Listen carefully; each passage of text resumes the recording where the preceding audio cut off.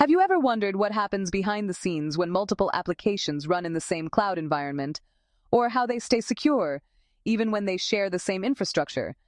If you think all cloud workloads are automatically safe, think again. There's a lot more to it than just storing data on a server. Welcome to Bluehat's Cybersec Academy. Today, we're diving into cloud workload security and why workload isolation is absolutely essential to protect modern cloud environments. So first, let's talk about what cloud workload security really is. Essentially, it's the strategies, tools, and practices used to protect applications, services, and processes, also called workloads, running in the cloud. These workloads can include virtual machines, containers, serverless functions, or even full applications and microservices. The important thing to remember is that these workloads often share the same underlying infrastructure, especially in multi-tenant environments. That shared nature is exactly what makes security more complex, and why isolation is so critical. Now, what do we mean by workload isolation? Well, it's the practice of separating workloads so that they operate independently and securely. In simple terms, it ensures that one workload cannot access another workload's data or resources, that a compromised workload does not affect others, and that strong security boundaries are enforced across the environment. Think of it like living in an apartment building. Each tenant has their own locked apartment. Even though everyone shares the same building, no one can enter another apartment without permission. That's exactly how workload isolation works in the cloud. Now, why is this so important? Let's break it down. First, consider multi-tenancy risks. Cloud providers like Amazon Web Services, Microsoft Azure, and Google Cloud Platform host multiple customers on the same physical infrastructure. Without strong isolation, one tenant could potentially access another tenant's data, and a security breach could spread across environments. Isolation ensures that each customer's workloads remain completely separate. Second, isolation helps limit the blast radius of attacks. If a workload is compromised, isolation prevents attackers from moving laterally across the environment. For example, a vulnerable container could be exploited. Without isolation, an attacker could access other containers. But with proper isolation, the attack is contained within that single workload. Isolation also helps prevent lateral movement. Attackers rarely stop at one system. They try to move deeper into the environment. Isolation blocks this by enforcing strict boundaries, making it harder to access other services, escalate privileges, or steal additional data. Another key reason is protecting sensitive data. Some workloads handle highly sensitive information, like financial records or personal data. Isolation ensures that sensitive workloads are separated from less secure ones, preventing any data leakage. And finally, isolation supports compliance requirements. Regulations like GDPR, HIPAA, and PCI DSS require strict data separation and access controls.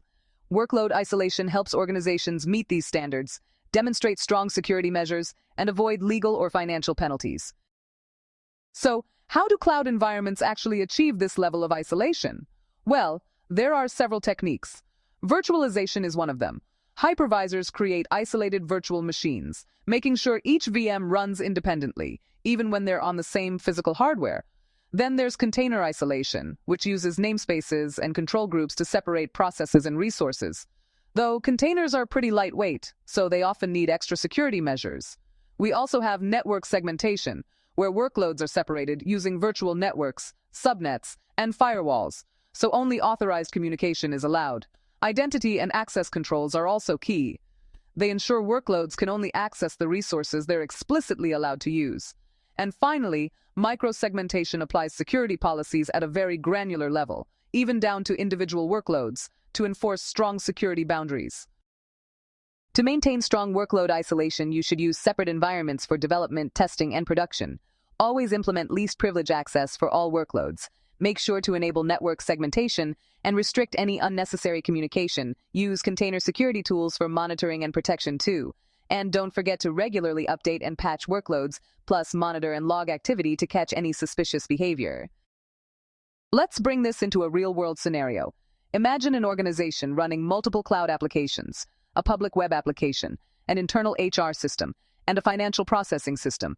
If these workloads aren't properly isolated, a vulnerability in the web app could expose HR or financial data. But with strong isolation in place, each workload operates independently, so even if one is compromised, the others remain secure.